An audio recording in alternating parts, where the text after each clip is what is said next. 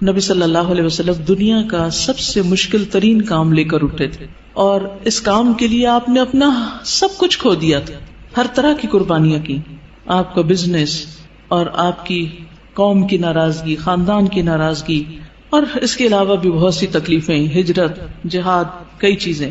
اور آپ کے بعد جو بھی اس راستے پہ چلتا ہے اس کو مشکلات آتی ہیں، کبھی معاشی پریشانیاں آتی ہیں، کبھی اولاد کا مستقبل تاریک نظر آتا ہے، کبھی لوگ ناراض ہوتے ہیں، رشتہ دار ناراض ہوتے ہیں، کبھی ساتھی کم ہو جاتے ہیں. ایسی صورت میں انسان کو کبھی بھی گھبرانا نہیں چاہیے. یہاں نبی صلی اللہ علیہ وسلم کو تسلی دی جا رہی کہ ہم نے آپ کو کوثر عطا کی ہے، لہٰذا آپ شکرانہ ادا کیجئے، نماز پڑھیے، قربانی کیجئے. آپ کا جو دشمن آپ کے خلاف ہے وہ آپ کا کچھ نہیں بگاڑ سکتا. حضرت انس رضی اللہ عنہ کہتے ہیں کہ آپ ہمارے درمیان مسجد میں تشریف فرما تھے کہ آپ پر ہلکی سی اونگ طاری ہو گئی. پھر آپ نے مسکراتے ہوئے سر مبارک اٹھایا تو ہم نے عرض کی کہ آپ کیوں مسکرا رہے ہیں؟ آپ نے فرمایا انزلت علی آنفا سورۃ، میرے اوپر ابھی ابھی ایک سورت نازل ہوئی ہے. پھر آپ نے بسم اللہ پڑھ کر سورت سنائی، اور سورت سنا کر فرمایا اتدرون ما الکوثر، یعنی تلاوت بھی سنا دی اور پھر وضاحت بھی ساتھ ہی کر رہے ہیں، تعلیم دے رہے ہیں. کیا تمہیں معلوم ہے کوثر کیا ہے؟ تو لوگوں نے عرض کیا اللہ اور اس کا رسول ہی بہتر جانتے ہیں. فرمایا وہ ایک نہر ہے جس کا اللہ نے مجھ سے وعدہ کیا ہے، اس میں خیر کثیر ہے. اس نہر میں کیا ہے؟ خیر کثیر ہے. در حقیقت یہ ایک حوض ہے جس پر میری امت قیامت کے دن آئے گی، اس کے برتنوں کی تعداد آسمان کے تاروں جتنی ہوگی، اور اس سے کچھ لوگوں کو ہٹا لیا جائے گا تو میں کہوں گا کہ یہ میری امت ہے. تو مجھے بتایا جائے گا کہ آپ کو نہیں معلوم کہ آپ کے بعد انہوں نے دین میں کیسی کیسی نئی چیزیں نکال لی تھی. صحیح مسلم کی روایت ہے. بہرحال سورت کا محور یہ ہے، مرکزی مضمون یہ ہے کہ آپ صلی اللہ علیہ وسلم پر نعمتوں کا ذکر ہے، آپ کے مقام کی فضیلت کا بیان ہے، اور اس کے بعد آپ کو کیا کرنا چاہیے اس نعمت اور فضیلت کو پا کر، اس کا ذکر ہے کہ آپ شکرانے کے طور پر اللہ کی عبادت کریں اور بندوں کے حقوق کا خیال رکھیں. اس میں ہم دیکھتے ہیں کہ پچھلی سورت میں 4 چیزوں کی بات تھی، یا 4 خاص باتیں تھیں، جس میں سب سے پہلے تو بخل کا ذکر تھا کہ ایک شخص یتیم کی ضرورت پوری نہیں کرتا، مسکین کی نہیں کرتا، ان کو ذلیل کرتا ہے. دوسری چیز نماز میں غفلت کی بات تھی. تیسری چیز دکھاوے کی بات تھی. چوتھی چیز یمنعون الماعون، لوگوں سے خیر روکنے کی بات تھی. اس صورت میں 4 چیزوں کے کرنے کی بات ہے. سب سے پہلے بخل کے اپوزٹ کیا ہے؟ الکوثر، خیر کثیر، کہ اللہ سبحانہ وتعالیٰ نے آپ کو خیر کثیر عطا کی، خیر روکی نہیں آپ سے.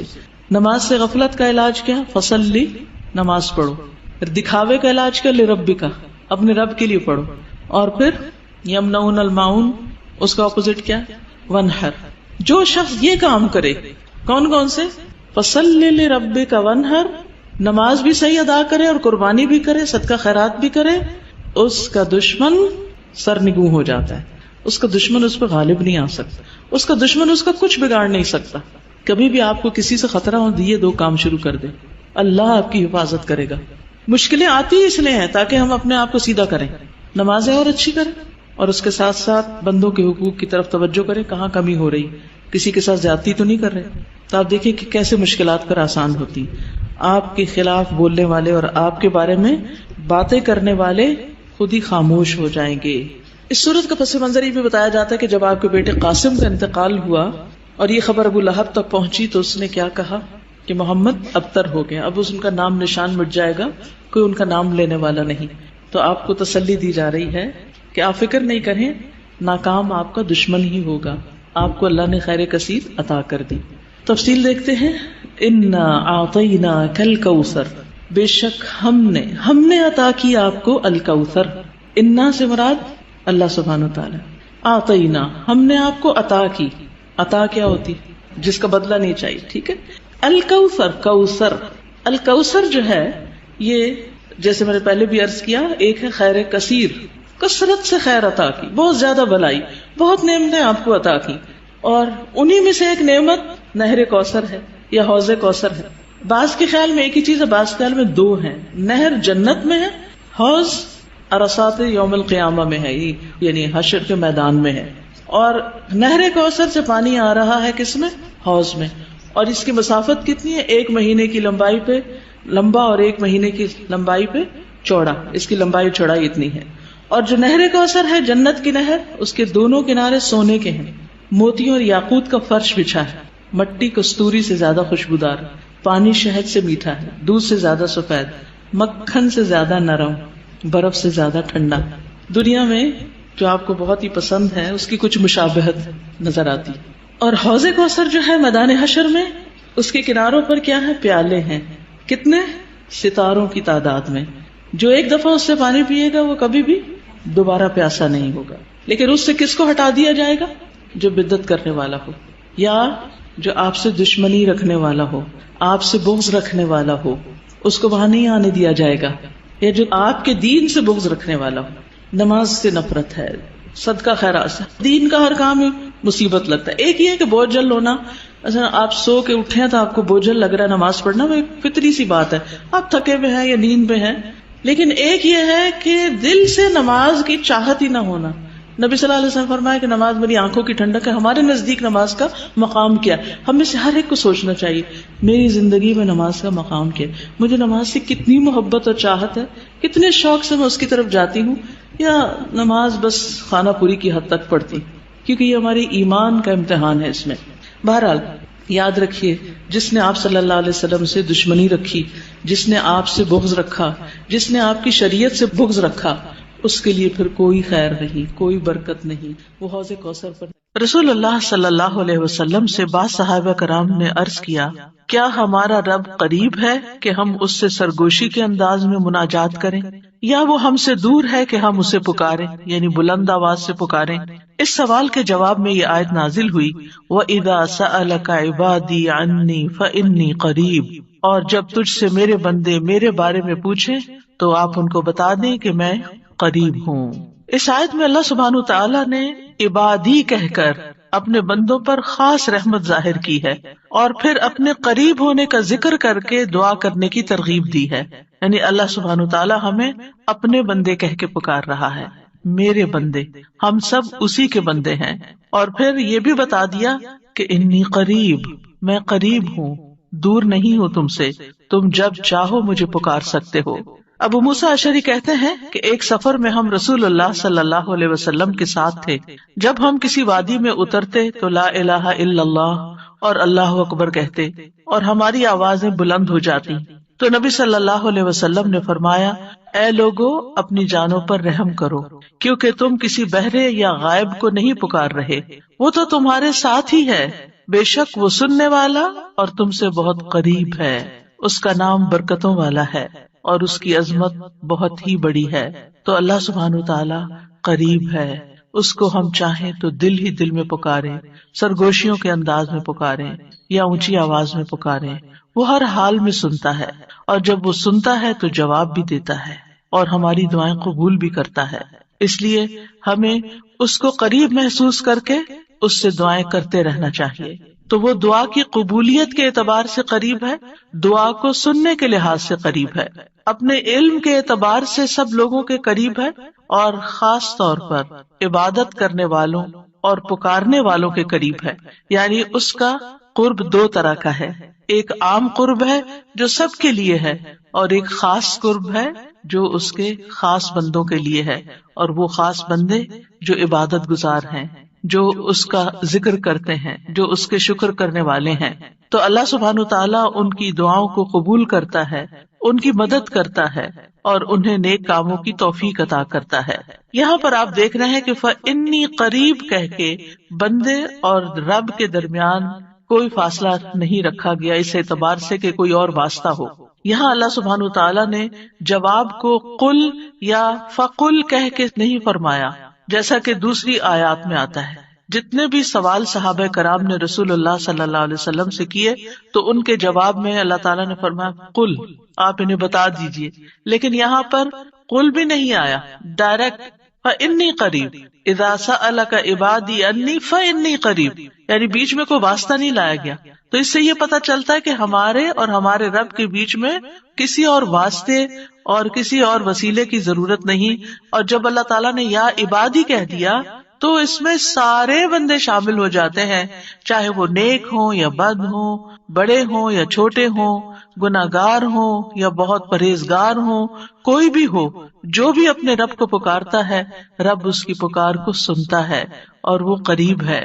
لہٰذا جب ہمارا رب قریب ہے اور مجیب ہے، جیسا کہ آپ جانتے ہیں پروگرام کا نام بھی قریب مجیب اسی لیے رکھا گیا کہ ہمارا اگر اپنے رب سے تعارف ہو جاتا ہے، ہم اپنے رب کو پہچان جاتے ہیں کہ ہم کس کو پکار رہے ہیں اور وہ کہاں ہے، تو جتنا جتنا ہمارا یہ یقین ہوگا کہ وہ ہمارے قریب ہے اور وہ سنتا ہے اور جواب دیتا ہے، اتنی ہی زیادہ محبت اور توجہ کے ساتھ، اخلاص کے ساتھ ہم دعا کریں گے انشاءاللہ۔ اور پھر آپ دیکھیے کہ اللہ تعالیٰ ہماری دعاؤں کو ضائع نہیں کرتا۔ اجیب دعوت الداعی اذا دعانی، مطلب یہ ہے کہ جو بھی مجھ سے مانگتا ہے وہ کچھ پا کے ہی لوٹتا ہے، وہ نامراد نہیں ہوتا۔ جیسے زکریا علیہ السلام نے کہا تھا کہ وَلَمْ أَكُنْ بِدُعَائِكَ رَبِّ شَقِيًّا، کہ اے رب تجھے پکار کر تو میں کبھی بدبخت ہوا ہی نہیں، کبھی مایوس ہوا ہی نہیں، کبھی محروم ہوا ہی نہیں، جب بھی تجھے پکارا تجھ سے کچھ پا ہی لیا۔ تو اس لیے ہر دعا کرنے والے کو یہ یقین ہونا چاہیے کہ ہماری دعا ضرور سنی جائے گی، کیونکہ شیطان انسان کے دل میں یہ وسوسہ ڈالتا ہے کہ تمہاری دعا قبول نہیں ہوگی۔ نہیں بھائی، ہر ایک کی دعا قبول ہوتی ہے اگر وہ صحیح معنوں میں اپنے رب کو پکارتا ہے، وہ دعاؤں کو سنتا ہے اور جواب بھی دیتا ہے۔ ضرورت اس بات کی ہے کہ ہم اپنے دل کو حاضر کر کے اللہ سے مانگیں، اخلاص کے ساتھ مانگیں، اور قبولیت کے جو اوقات ہیں یا جو علامات ہیں ان کو سامنے رکھتے ہوئے مانگیں۔ اور پھر ساتھ یہ بھی کہا گیا فَلْيَسْتَجِيبُوا لِي وَلْيُؤْمِنُوا بِي لَعَلَّهُمْ يَرْشُدُونَ، کہ انہیں چاہیے کہ وہ بھی میری بات مانیں، یعنی اگر یہ چاہتے ہیں کہ میں ان کی دعائیں قبول کروں تو پھر انہیں بھی چاہیے جب میں انہیں پکارتا ہوں، ایک تو یہ ہے نا کہ ہم اللہ تعالیٰ کو پکارتے ہیں، اور ایک اللہ تعالیٰ بھی ہمیں پکارتے ہیں، یعنی اللہ سبحانہ وتعالیٰ کب پکارتے ہیں؟ ہر اذان میں پکار آتی ہے، حی علی الصلاۃ حی علی الفلاح، تو پھر ہم کیا کرتے ہیں؟ کیا واقعی ہم صلاح کی طرف جاتے ہیں یا نہیں؟ اسی طرح قرآن مجید میں بہت دفعہ یا ایھا الذین آمنوا کہہ کے ہمیں پکارا گیا ہے، اے لوگوں جو ایمان لائے ہو، یا ایھا الناس کہہ کے تمام انسانوں کو پکارا گیا ہے۔ تو کیا ہم انسان بھی اپنے رب کی پکار کو سنتے ہیں؟ کیا ہم بھی جواب دیتے ہیں؟ کیا ہم بھی اس کی طرف بڑھتے ہیں؟ اور پھر یہ کہ وَلْيُؤْمِنُوا بِي، چاہیے کہ وہ مجھ پر ایمان لائیں، چاہیے کہ وہ میری بات مانیں، لَعَلَّهُمْ يَرْشُدُونَ، شاید کہ وہ سیدھی راہ پا جائیں۔ رسول اللہ صلی اللہ علیہ وسلم نے فرمایا تم میں سے ہر ایک کی دعا قبول کی جاتی ہے جب تک کہ کوئی گناہ یا قطع رحمی کی دعا نہ کرے، بشرطے کہ جلدی بھی نہ کرے۔ پوچھا گیا یا رسول اللہ وہ جلدی کیا ہے؟ فرمایا یہ کہ کوئی یوں کہے کہ میں نے دعا کی اور میں نے دعا کی، یعنی دوبارہ کہ میں نے تو کئی بار دعا کی، بہت دعا کی، میری تو دعا قبول نہیں ہوتی، اور اس طرح وہ تھک ہار کر دعا کرنا چھوڑ دے۔ ایسا نہ کرے بلکہ دعا کرتا رہے، کیونکہ اس کی قبولیت کے مختلف طریقے ہیں۔ تو اللہ سبحانہ تعالی ہم سے قریب ہے۔ ایک اور آیت میں آتا ہے سورۃ ہود کی، وَإِلَىٰ ثَمُودَ أَخَاهُمْ صَالِحًا قَالَ يَا قَوْمِ اعْبُدُوا اللَّهَ مَا لَكُم مِّنْ إِلَٰهٍ غَيْرُهُ هُوَ أَنشَأَكُم مِّنَ الْأَرْضِ وَاسْتَعْمَرَكُمْ فِيهَا فَاسْتَغْفِرُوهُ ثُمَّ تُوبُوا إِلَيْهِ إِنَّ رَبِّي قَرِيبٌ مُّجِيبٌ۔ اور سمود کی طرف ان کے بھائی صالح کو بھیجا، اس نے کہا اے میری قوم، اللہ کی عبادت کرو، اس کے سوا تمہارا کوئی معبود نہیں، اسی نے تمہیں زمین سے پیدا کیا اور تمہیں اس میں آباد کیا، سو اس سے بخشش مانگو، پھر اس کی طرف پلٹ آؤ، یقیناً میرا رب قریب ہے، قبول کرنے والا ہے۔ ان ربی قریب مجیب۔ یہاں قوم سمود کی بات کی جا رہی ہے۔ یہ لوگ مدائن کے علاقے میں رہتے تھے جو تبوک اور مدینہ منورہ کے درمیان واقع تھا۔ صالح علیہ السلام نے اپنی قوم کو ایک طرف اللہ سبحانہ تعالیٰ کی عبادت کی دعوت دی، توحید کی دعوت دی کہ صرف وہی تمہارا معبود ہے جس نے تمہیں پیدا کیا، جس نے تمہیں زمین میں آباد کیا، لہٰذا تم شرک سے اجتناب کرو، صرف اللہ کی طرف رجوع کرو۔ کیوں؟ اس لیے کہ وہ بہت قریب ہے، اپنے بندوں کی دعائیں سنتا ہے۔ تو آپ دیکھیے، جو آپ کے قریب ہو اور جو آپ کی بات بھی سنتا ہو، تو کیا آپ نہیں چاہیں گے کہ آپ اس کے قریب ہوں؟ یہاں پر آپ دیکھیے کہ دعا کرنے سے پہلے دو چیزوں کی بات ہے، استغفار اور توبہ کی، کہ اس سے استغفار کرو اور توبہ کرو تو تمہاری دعائیں قبول ہوں گی۔ توبہ کا مطلب یہ ہے کہ گناہوں سے کنارہ کشی اختیار کرو اور اس بات کا پکا وعدہ کرو کہ آئندہ گناہ نہیں کرو گے۔ اور استغفار کا مطلب ہوتا ہے بخشش طلب کرنا کہ اللہ ہمیں معاف کر دے، ہمارے گناہوں پہ پردہ ڈال دے۔ اور توبہ اور استغفار دونوں ہم معنی بھی ہیں. امام ابن قیم کہتے ہیں استغفار میں توبہ شامل ہے اور توبہ میں استغفار شامل ہے، اور جب ان کو الگ الگ بولا جاتا ہے تو پھر اس کا معنی الگ الگ بھی ہوتا ہے. اور اگر یہ دونوں اکٹھے آئیں یعنی ایک دوسرے کے ساتھ مل کر آئیں تو استغفار کا مطلب یہ ہوتا ہے کہ زندگی میں جو ہم کر چکے ہیں غلط کام، برائیاں، اللہ تعالی ہمیں ان کے شر سے محفوظ رکھے. اور توبہ کا مطلب یہ ہے کہ ہم آئندہ گناہ میں پڑنے کے شر سے آپ کی مدد چاہتے ہیں، حفاظت چاہتے ہیں. اور توبہ اس پختہ ارادہ کو بھی کہتے ہیں کہ دوبارہ گناہ نہیں کریں گے، آئندہ یہ نہیں کریں گے. تو ان ربی قریب مجیب، میرا رب یقیناً قریب ہے، مجیب ہے. اور یہاں قریب قرب سے شفقت اور اکرام کے معنوں میں، یعنی رب بہت شفیق اور مہربان ہے، بہت کریم ہے. اور اس کا اپوزٹ ہوتا ہے بعید، دور. اور بہت کا لفظ سختی کے لیے بولا جاتا ہے کہ وہ جو شفیق نہ ہو، سخت ہو، کرخت ہو، اور پھر یہ کہ کچھ نہ دے. تو ایسا نہیں ہے ہمارا رب. ہمارا رب قریب ہے، مہربان ہے، اور اس کے ساتھ ساتھ یہ کہ وہ اپنے بندوں کا اکرام کرتا ہے اور انہیں سیدھے رستے پر چلاتا ہے، ان کی رہنمائی کرتا ہے، ان کی ضروریات پوری کرتا ہے، ان کی حفاظت کرتا ہے، ان کو مدد دیتا ہے، ان کی مشکلات دور کرتا ہے. لہٰذا ہمیں اپنے رب کو قریب پاتے ہوئے اور قربت کا ایک احساس ہوتا ہے. قریب ہونے کا مطلب یہ نہیں کہ اللہ سبحانہ تعالیٰ کسی نعوذ باللہ فزیکل فارم میں ہمارے ساتھ بیٹھے ہوئے ہیں یا ہمارے دل میں بیٹھے ہوئے ہیں، یہ مطلب نہیں ہے قریب کا. قربت ایک احساس کا نام ہے. آپ نے دیکھا ہوگا بہت سے لوگ دور ہوتے ہوئے آپ کے دل کے قریب ہوتے ہیں، اور کئی لوگ آپ کے ساتھ رہتے ہوئے، آپ کے ساتھ بیٹھے ہوئے، آپ کے ساتھ زندگی گزارتے ہوئے بھی آپ سے دور ہوتے ہیں. تو اللہ سبحانہ وتعالی کا قرب محسوس کرنے کی چیز ہے، اس طرح کہ وہ سنتا ہے. اللہ سبحانہ وتعالی سنتا ہے، السمیع ہے، اللہ تعالیٰ دیکھتا ہے، البصیر ہے، اللطیف ہے، الخبیر ہے، ہمارے دلوں کے راز بھی جانتا ہے. تو اس سے بڑھ کے قریب کون ہوگا جو شہرک سے بھی زیادہ قریب ہے، اور جو ہمارے دل میں خیال اٹھ کر جو ہمارے دماغ تک جاتا ہے اس سے پہلے کہ دماغ تک جائے وہ بیچ میں حائل ہوتا ہے اور وہ جان لیتا ہے کہ بندہ کیا سوچ رہا ہے. نہ صرف یہ کہ وہ یہ جانتا ہے کہ اس وقت کیا کر رہے ہیں ہم، وہ یہ بھی جانتا ہے ہم پاسٹ میں کیا کر چکے ہیں، اور وہ یہ بھی جانتا ہے کہ ہم فیوچر میں کیا کچھ کرنے والے ہیں. کوئی اور ہے ایسا جو اتنا زیادہ ہمیں جانتا؟ کیا وہ ہماری ضروریات کو نہیں جانتا ہوگا؟ کیا وہ ہمارے دکھ کو نہیں جانتا؟ کیا وہ ہماری پریشانیوں کو نہیں جانتا؟ کیا وہ ہماری زندگی کے مقاصد کو نہیں جانتا؟ کیا وہ ہماری کوششوں کو نہیں جانتا؟ کیا وہ ہماری عبادتوں کو نہیں جانتا؟ وہ خوب جانتا ہے، وہ سب کچھ جانتا ہے. تو جو جانتا ہے اس سے مانگے بنسبت اس کے کہ جو جانتا بھی نہیں ہے، اور ہم اس سے توقعات لگا کے بیٹھے رہے کہ یہ ہمارے لیے کچھ کریں. عام طور پر ہم جب کسی مشکل کا شکار ہوتے ہیں تو پھر بندوں کی طرف دیکھتے ہیں، نہیں، جو اپنے رب کو قریب پاتے ہیں وہ اپنے رب ہی کی طرف دیکھتے ہیں اور رب ہی کی طرف پلٹ پلٹ کر جاتے ہیں. اور تابا یتوبو کا مطلب پلٹ پلٹ کر جانا بھی ہے، کہ واپس پلٹتے ہیں کہ اللہ تعالیٰ اگر ہماری کسی بات سے آپ ناراض ہو گئے ہیں یا ہم سے خفا ہیں تو ہم تیری ہی طرف پلٹتے ہیں. اعوذ بک منک، تجھ سے ڈر کے پھر تیرے ہی پاس پناہ لیتے ہیں، اپنے گناہوں کے شر سے بچنے کے لیے، اپنی سیئات سے بچنے کے لیے. تو اس لیے تھرو آؤٹ جو ہمارا انشاءاللہ پروگرام ہوگا اس میں آپ یہ 2 لفظ بس پکے کر لیں، وہ قریب ہے، وہ مجیب ہے، وہ بہت قریب ہے اور وہ جواب بھی دیتا ہے، وہ دعائیں قبول بھی کرتا ہے. اس لیے اس رمضان میں خوب خوب دعائیں کرنی ہے. اور ویسے بھی آپ دیکھیں کہ دعا افضل ترین عبادت ہے.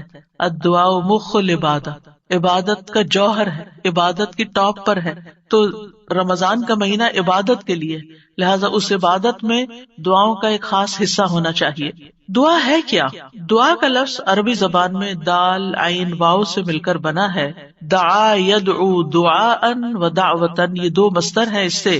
اور دعا کا لفظی معنی ہوتا ہے کسی کو آواز اور کلام کے ساتھ مائل کرنا، پکارنا، یعنی آواز بھی دینا، اس سے بات بھی کرنا اور اس کو اپنی طرف متوجہ کرنا. ایک ہوتا کسی سے بات کرنا لیکن اس میں مقصد یہ نہیں ہوتا کہ میری طرف متوجہ ہو. مثلا میں آپ سے بات کر رہی ہوں اس وقت، تو مجھے آپ سے ایکسپیکٹیشن نہیں کہ آپ میری طرف متوجہ ہو کہ میری کوئی مدد کریں. لیکن دعا میں جب انسان پکارتا ہے تو اس کا مطلب ہوتا ہے کہ دوسرا متوجہ ہو اور جس مقصد کے لیے اس کو پکارا جا رہا ہے وہ مقصد بھی پورا ہو جائے. عربی میں کہتے ہیں دعوت اللہ، میں نے اللہ کو پکارا، یعنی میں نے سوال کرتے ہوئے اللہ تعالی کی طرف عاجزی کرتے ہوئے جو خیر ہے اس کے پاس اس میں رغبت رکھی اور اس رغبت کو طلب کرنے کے لیے اس کو پکارا، یعنی اس رغبت کے ساتھ اس کو پکارا. قرآن مجید میں دعا کا لفظ مختلف معنوں میں استعمال ہوا ہے. نمبر 1 دعا بمعنی ندا، آواز دینے کے معنوں میں. دعا کا مطلب کیا؟ آواز دینا. جیسے سورۃ آل عمران میں آتا ہے فَقُلْ تَعَالَوْا نَدْعُ أَبْنَاءَنَا وَأَبْنَاءَكُمْ وَنِسَاءَنَا وَنِسَاءَكُمْ وَأَنفُسَنَا وَأَنفُسَكُمْ. تو آپ کہہ دیجئے کہ آؤ ہم اپنے اور تمہارے بیٹوں کو اور اپنی اور تمہاری عورتوں کو بلا لیں، پکار لیں، یعنی تم بھی ان کو بلا لو ہم بھی بلا لیتے. تو بلانے کے معنوں میں استعمال ہوتا ہے. تو عربی زبان میں دعا اور ندا یہ دو لفظ مترادف بھی ہیں، ایک دوسرے سے ملتے جلتے ہیں، سینونیمز ہیں، ایک جگہ پر اکٹھے بھی استعمال ہوئے ہیں. الا دعاء و نداء کہ پکار اور آواز کے سوا کچھ نہیں سنتا. پھر اسی طرح دعا بمعنی طلب کرنا، کسی چیز کی ڈیمانڈ کرنا. قرآن مجید میں آتا ہے وَلَا تَزِرُ وَازِرَةٌ وِزْرَ أُخْرَى وَإِن تَدْعُ مُثْقَلَةٌ إِلَىٰ حِمْلِهَا لَا يُحْمَلْ مِنْهُ شَيْءٌ وَلَوْ كَانَ ذَا قُرْبَىٰ. اور کوئی بھی بوجھ اٹھانے والا کسی دوسرے کے گناہوں کا بوجھ نہ اٹھائے گا. یہ کب کی بات ہے؟ قیامت کے دن. اور کوئی بوجھ سے لدا ہوا شخص اپنا بوجھ اٹھانے کے لیے کسی کو بلائے گا، اس کو پکارے گا، وَإِن تَدْعُ تو وہ اس میں سے کچھ بھی نہیں اٹھا سکے گا، کوئی مدد نہیں کرے گا قیامت کے دن، اگرچہ وہ قریبی رشتہ دار ہی کیوں نہ ہو. تو کسی کو مدد کے لیے بلانا، آؤ میرا سامان اٹھاؤ، میرا بوجھ اٹھاؤ، اس کے لیے بھی لفظ دعا جس میں ایک طلب پائی جاتی ہے استعمال ہوتا ہے. اسی طرح دعا کا لفظ بمعنی قول، بات کے بھی استعمال ہوتا ہے. قرآن مجید میں آتا ہے فما کان دعواہم اذ جاءہم بأسنا الا ان قالوا انا كنا ظالمین. جب ان کے پاس ہمارا عذاب آیا تو ان کا قول اس کے سوا کچھ نہ تھا کہ وہ کہنے لگے بے شک ہم ہی ظالم تھے. تو یہاں پر قول یا بات کے معنوں میں آیا ہے. پھر اسی طرح دعا کا لفظ عبادت کے معنوں میں بھی آتا ہے. سورۃ کہف میں نوجوانوں کا جو قصہ آتا ہے جس میں وہ اب ایمان کو بچانے کے لیے غار کی طرف جا رہے تھے تو اللہ تعالیٰ نے ان کے بارے میں فرمایا وَرَبَطْنَا عَلَىٰ قُلُوبِهِمْ إِذْ قَامُوا فَقَالُوا رَبُّنَا رَبُّ السَّمَاوَاتِ وَالْأَرْضِ لَن نَّدْعُوَ مِن دُونِهِ إِلَٰهًا لَقَدْ قُلْنَا إِذًا شَطَطًا.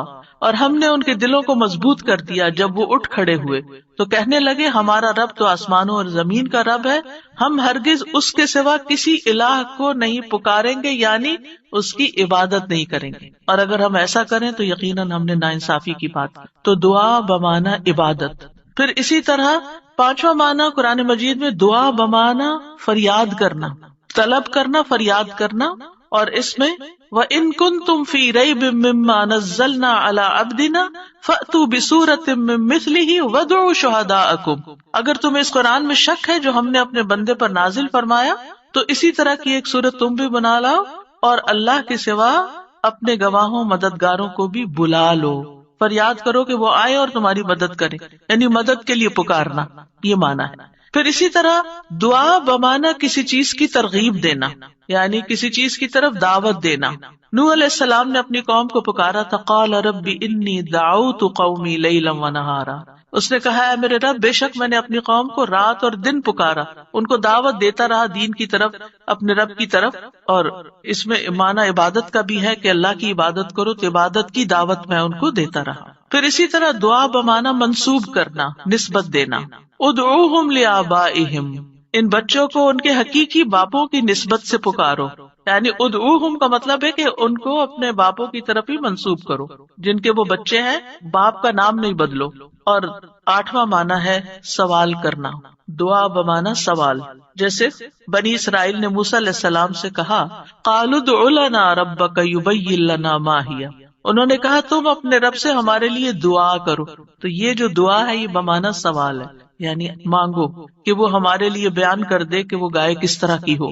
تو قرآن مجید میں یہ دعا کا لفظ مختلف معنوں میں استعمال ہوا ہے، لیکن دعا کا عمومی شرعی معنی کیا ہے؟ اللہ کی بارگاہ میں عاجزی کے ساتھ سوال کرنا اور اللہ کے پاس جو خیر ہے اس میں راغب ہونا، رغبت رکھنا. اللہ کی بارگاہ میں اللہ کے حضور عاجزی کے ساتھ سوال کرنا، چیخ چلا کے نہیں بلکہ بہت ہمبل طریقے سے، اور جو خیر اللہ کے پاس ہے اس میں رغبت رکھنا، اس کا شوق رکھنا۔ طیبی کہتے ہیں اس سے مراد ہے اللہ کی بارگاہ میں انتہا درجے کی عاجزی، انکساری اور محتاجگی ظاہر کرنا۔ جیسے موسیٰ علیہ السلام نے دعا کیا کی تھی، رب انی لما انزلت الی من خیر فقیر، اپنے فقر، اپنی محتاجی، اپنی ضرورت کا اظہار کیا تھا، انی لما انزلت الی من خیر فقیر۔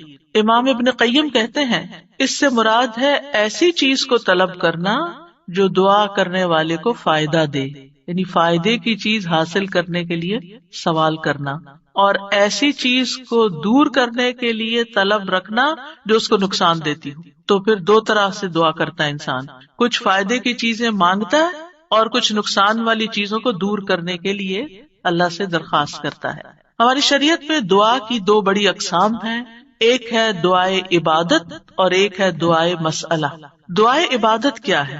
اس سے مراد ہے کہ انسان اللہ سے ثواب کی امید رکھتے ہوئے، اس کے عذاب سے ڈرتے ہوئے اس کی عبادت کرے، اس میں سوال نہیں ہے۔ تو عربی میں دعا بمعنی عبادت بھی استعمال ہوتا ہے، آتا نا وقال ربکم ادعونی استجب لکم ان الذین یستکبرون عن عبادتی سیدخلون جہنم داخرین۔ اس میں دعا کے دونوں معنی آ گئے، اور تمہارے رب نے فرمایا کہ مجھ سے دعا کرو میں تمہاری دعا قبول کروں گا، یہ تو سوال ہو گیا۔ اور دوسرا، بے شک وہ لوگ جو میری عبادت سے تکبر کرتے ہیں عنقریب و ذلیل و خوار ہو کر جہنم میں داخل ہوں گے۔ تو یہاں عبادت کا معنی بھی آ گیا، عبادت کے لفظ کے ساتھ، یعنی دعا ایک طرح سے عبادت ہے۔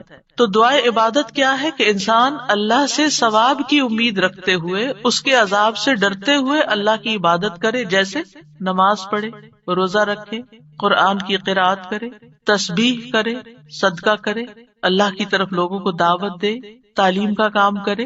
تو انسان ان میں سے جو بھی عبادت کا کام کرے گا وہ دراصل اللہ کی طرف راغب ہوگا، کیونکہ دعا میں رغبت پائی جاتی ہے۔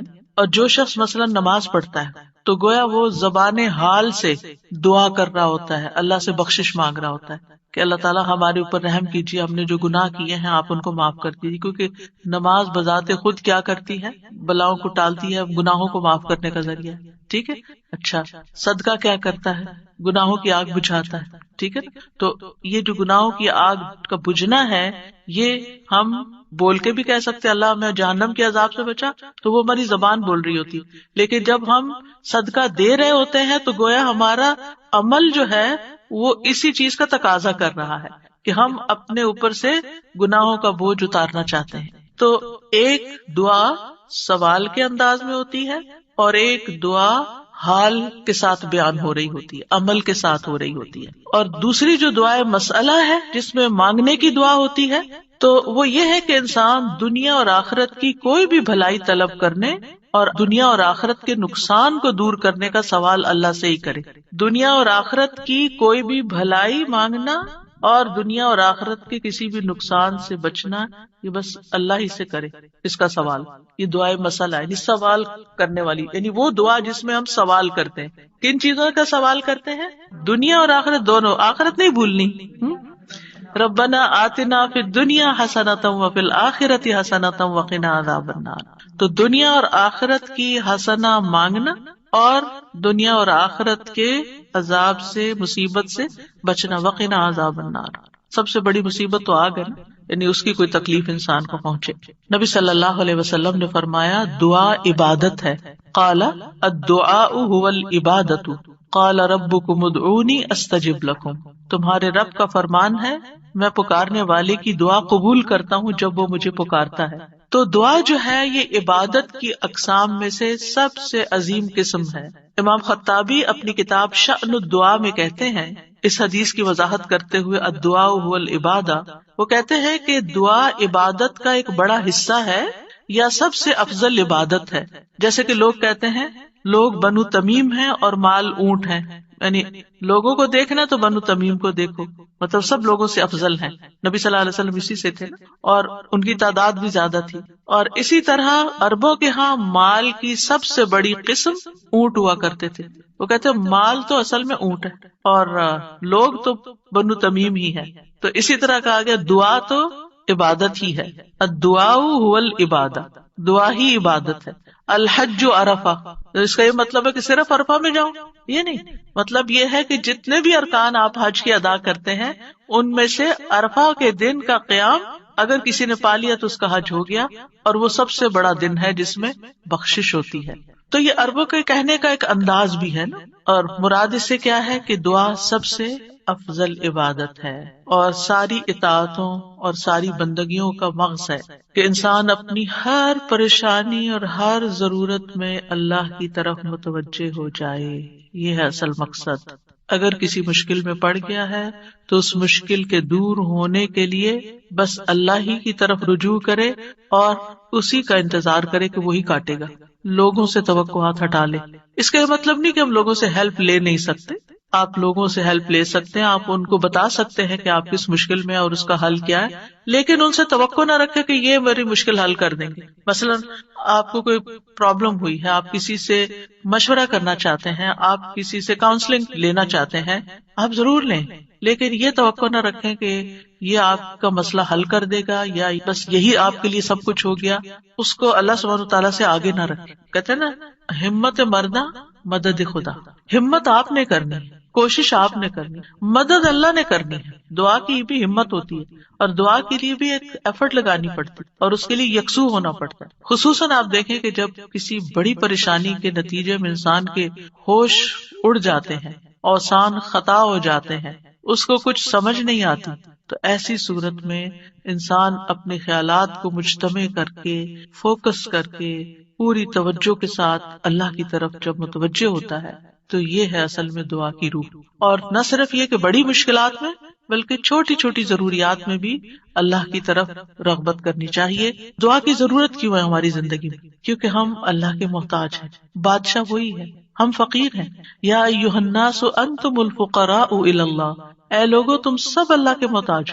کوئی بھی انڈیپینڈنٹ نہیں، کوئی بھی یہ نہیں کہہ سکتا کہ میں اپنے سب کام خود ہی کر سکتا ہوں. واللہ هو الغنی الحمید، اور اللہ سب سے بے پرواہ ہے اور تعریف کے لائق ہے. بندوں میں سے کوئی بھی بے پرواہ نہیں ہو سکتا، ہم سب محتاج ہیں. دوسری بات، اللہ سارے خزانوں کا مالک ہے. وَإِن مِّن شَيْءٍ إِلَّا عِندَنَا خَزَائِنُهُ، کوئی چیز ایسی نہیں. وَإِن مِّن شَيْءٍ إِلَّا عِندَنَا خَزَائِنُهُ، کہ جس کے خزانے ہمارے پاس نہ ہوں. آپ کوئی چیز آرڈر کرنا چاہتے ہیں تو پتہ چلتا ہے وہ تو ہے ہی نہیں، ختم ہو گئی، اسٹاک ختم، آؤٹ آف اسٹاک. بڑی سے بڑی کمپنی، بڑے سے بڑے ریسورسز رکھنے والے انسانوں سے جب آپ مانگتے ہیں تو آپ دیکھیں کیا ہوتا ہے کہ انسان بعض اوقات وہ اوپر جا کے اتنی نیچے گرتے ہیں کہ پائی پائی کے محتاج ہو جاتے ہیں. ایسی مثالیں آپ نے بھی دیکھی ہوں گی، سنی بھی ہوں گی کہ کہاں ان کے پاس بہت کچھ تھا اور کہاں وہ زیرو پہ آ گئے. اللہ تعالیٰ ایسا نہیں ہے، ہمیشہ سے ہے اس کے پاس اور ہمیشہ رہے گا. ساری مخلوق اگر کسی میدان میں جمع ہو کر سب کچھ مانگے تو بھی اللہ تعالیٰ کے خزانوں میں اتنی کمی نہیں آتی جتنی ایک سوئی کو سمندر میں ڈبو کے نکالا جائے تو پانی جو سوئی کے ساتھ لگتا ہے اتنی بھی کمی نہیں ہوتی. وہ جتنا چاہے خرچ کرتا رہے، جتنا چاہے وہ بندوں کو دیتا رہے، پھر بھی اس کے ہاتھ بھرے رہتے ہیں، ان میں کوئی کمی نہیں ہوتی. ایک اور آیت میں آتا ہے سورۃ المنافقون میں، وَلِلَّهِ خَزَائِنُ السَّمَاوَاتِ وَالْأَرْضِ، آسمانوں اور زمین کے خزانے اللہ کے پاس ہیں. پھر کیا کرنا چاہیے؟ اس کے پاس جانا چاہیے جس کے پاس کوئی خزانہ نہیں ہے، اس کے پاس جو سارے خزانوں کا مالک. مشکل یہ ہے کہ ہمارے مانگنے میں کمی ہوتی ہے، دیر ہوتی ہے. وہ سب کچھ دے سکتا ہے، سب کچھ ہے اس کے پاس. You name it. آپ گھر جا کے بیٹھے غور کریں نماز کے بعد، کسی اور خاموشی تنہائی کے وقت، مجھے کیا چاہیے، مجھے کیا مسئلہ ہے، مجھے کیا پرابلم ہے، میری کیا پریشانی ہے، کیا اللہ کے پاس اس کا حل ہے؟ یقیناً ہے، وہ کر سکتا ہے، بالکل کر سکتا ہے. پھر مجھے کیا کرنا چاہیے؟ اسی سے مانگنا چاہیے، اس سے گڑ گڑا کے مانگنا چاہیے، اس سے اپنی محتاجی اور اپنی بیچارگی کا اظہار کر کے مانگنا چاہیے. امن یجیب المضطر اذا دعاہ ویکشف السوء. اللہ تعالیٰ آپ سے پوچھتے کون ہے جو بے قرار کی، مضطر، بے قرار، بے چین انسان کی بات سنتا، اس کو جواب دیتا. امن یجیب المضطر اذا دعاہ، جب بھی وہ اس کو پکارتا ہے. ویکشف السوء، اور وہ تکلیف کو دور بھی کرتا ہے. ایسا نہیں کہ وہ صرف سن رہا ہے، اس نے وہ تکلیف دور بھی کر دینی ہے، اور آپ کہیں گے بس اتنی سی بات تھی، میں اس کو اتنا پہاڑ بنائے ہوئی تھی، اپنی زندگی کا بہت بڑا مسئلہ بنائے ہوئی تھی، اور اللہ تعالیٰ کے لیے بس اتنی سی بات تھی، میرے مانگنے میں کمی تھی، اس کے پاس نہیں کمی، ہماری دعا میں کمی ہے، ہمارے اخلاص میں کمی ہے، اس کے دینے میں کمی نہیں ہے۔ اس طرح پکارا کریں نا کہ اللہ تعالیٰ آپ تو دے کر کسی کمی کا شکار نہیں ہوتے، لیکن میری کمی پوری ہو جائے گی۔ پھر آپ دیکھیں ہر بھلائی دینے اور ہر تکلیف دور کرنے پہ قادر ہے۔ سورۃ الانعام میں آتا ہے وَإِن يَمْسَسْكَ اللَّهُ بِضُرٍّ فَلَا كَاشِفَ لَهُ إِلَّا هُوَ وَإِن يَمْسَسْكَ بِخَيْرٍ فَهُوَ عَلَى كُلِّ شَيْءٍ قَدِيرٌ، اگر اللہ تجھے کوئی تکلیف پہنچائے تو اس کے سوا کوئی دور کرنے والا نہیں، اور اگر وہ تجھے کوئی بھلائی پہنچائے تو وہ ہر چیز پر پوری طرح قادر ہے، وہ سب کچھ کر سکتا ہے، وہ قادر ہے۔ نہ آپ کی کوئی خیر اور بھلائی کو لے جا سکتا ہے، کیونکہ عام طور پہ ہم وہم کا شکار رہتے ہیں کہ اگر میری اس نعمت کا کسی کو پتہ چل گیا تو پھر کیا ہوگا، شاید وہ نظر ہی لگ جائے اور نعمت چھن ہی جائے۔ ہر وقت اس وہم کا شکار رہنا دراصل اپنے آپ کو ٹارچر کرنا ہے، نہیں۔ وَإِن يَمْسَسْكَ بِخَيْرٍ، اگر اللہ نے آپ کو کوئی خیر دی ہے، فَهُوَ عَلَى كُلِّ شَيْءٍ قَدِيرٌ، وہ ہر چیز پہ قادر ہے، وہ آئندہ بھی دیے رکھے گا۔ اس نے اس لیے تھوڑی دی ہے کہ بس ایک بندہ کوئی دیکھے اس چیز کو اور بس وہ واپس لے لے، وہ ایسا نہیں کرتا۔ ایک روایت میں آتا ہے کہ ایک شخص نے رسول اللہ صلی اللہ علیہ وسلم سے پوچھا، اے اللہ کے رسول، آپ کن چیزوں کی دعوت دیتے ہیں؟ یعنی آپ کی دعوت کیا ہے، آپ کیا بتاتے ہیں لوگوں کو، آپ کیا سکھاتے ہیں؟ آپ نے فرمایا، میں اس اللہ کی طرف دعوت دیتا ہوں جو اکیلا ہے، وہ اللہ کہ جب تم پر کوئی مصیبت آتی ہے اور تم اسے پکارتے ہو تو وہ تم سے تمہاری مصیبت دور کر دیتا ہے۔ یہ ہے اللہ کا تعارف۔ جب آپ کے بچے آپ سے پوچھیں اللہ کون ہے تو آپ کیا بتاتے ہیں؟ یہ بڑے بڑے لفظ بولتے ہیں نا، یہ دیکھیں یہاں پر کیا بولا گیا، اتنے سمپل۔ آپ بچے کو کہہ سکتے ہیں اللہ وہ ہے جو تمہیں کھانا دیتا ہے، اللہ وہ ہے جو تمہیں فلاں چیز دیتا ہے، تمہیں ماما بابا دیے ہیں، جو جو بچے کی ضرورت ہوتی ہے ایج کے حساب سے آپ اس اعتبار سے بچے کو اللہ کا تعارف کرا سکتے ہیں، ان چیزوں کے ساتھ جو نظر آتی ہیں اور جو اس کی پسند کی ہیں کہ وہ ہے اللہ۔ پھر آپ نے فرمایا کون ہے اللہ کہ جب تم کسی بیابان اور جنگل میں راستہ بھول جاؤ اور تم اس سے دعا کرو تو وہ تمہیں واپس پہنچا دیتا ہے، اور صرف جنگل بیابانی۔ نحمده ونصلي على رسوله الكريم، اما بعد فاعوذ بالله من الشيطان الرجيم، بسم الله الرحمن الرحيم، رب اشرح لي صدري ويسر لي امري واحلل عقدة من لساني يفقهوا قولي۔ السلام علیکم ورحمۃ اللہ وبرکاتہ۔ پھر اسی طرح آپ دیکھیے کہ استغفار کرنا جسم کے اعضاء کا کفارہ بھی ہے۔ ہر روز انسان کے 360 جوڑوں پر صدقہ واجب ہو جاتا ہے، یعنی ہر روز جب صبح ہم کرتے ہیں تو ہمارے اوپر صدقہ لازم ہوتا ہے، لیکن ہم میں سے ہر ایک کے پاس اتنے پیسے یا اتنا مال و دولت نہیں ہوتا کہ ہم صدقہ کر سکیں۔ تو اس کے لیے بہترین حل کیا ہے کہ انسان استغفار کرے، اللہ کی تسبیح کرے، اور 2 رکعت ضحیٰ کی نماز جو ہے، چاشت کی نماز یا اشراق کی نماز جو ہے، وہ جسم کے ہر جوڑ کا صدقہ ہے۔ اور یہ آزما کر دیکھ لیں، اگر آپ کو جوڑوں کی تکلیف ہے، اگر آپ کے جسم میں تکلیف ہے جوڑوں میں، تو آپ ان 2 رکعتوں کو روز پڑھنا شروع کریں۔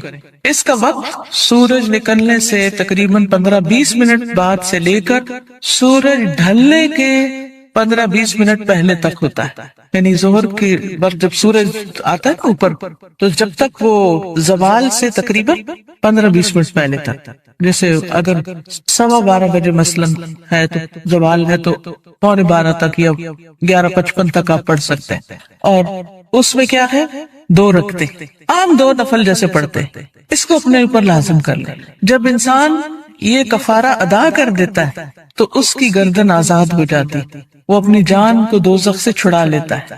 ہر شخص کی جان پکڑی ہوئی ہے، ہر شخص پکڑا ہوا ہے، اور نہ صرف یہ کہ یہ آخرت کے اعتبار سے بلکہ دنیاوی اعتبار سے بہترین نسخہ ہے، آزما کے دیکھ لیں۔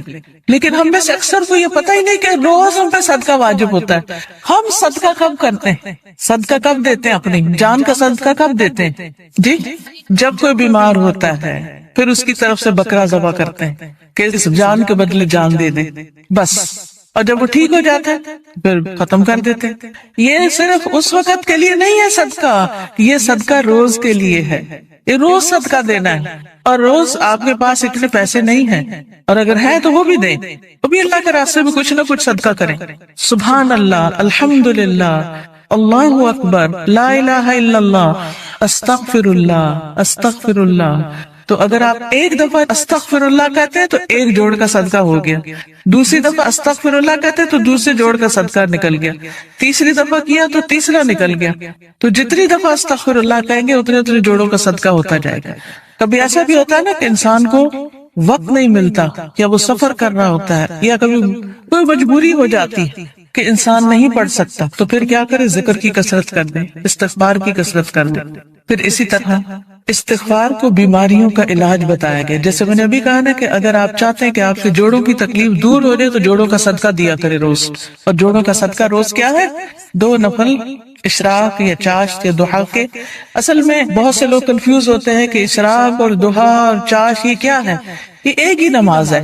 جیسے تراویح اور قیام اللیل یہ ایک ہی نماز ہے. اگر آپ جلدی پڑھیں گے تو اس کو اشراق کہتے ہیں. اشراق اس لیے کہتے ہیں کہ ابھی سورج مشرق سے طلوع ہوا ہے اور اس کے تھوڑی دیر بعد 15-20 منٹ بعد آپ نے نماز پڑھ لی. جب سورج اچھی طرح چمک جائے تو پھر اس کو ضحیٰ کہتے ہیں، چاشت کا وقت کہتے ہیں. ضحیٰ عربی میں کہتے ہیں اور اردو میں چاشت کہتے ہیں. اور تھوڑا اور بعد میں پڑھے تو اس کے لیے صلاۃ الاوابین بھی کہتے ہیں اسے. اور نبی صلی اللہ علیہ وسلم سے 2 سے لے کے 8 رکعتیں ثابت ہیں.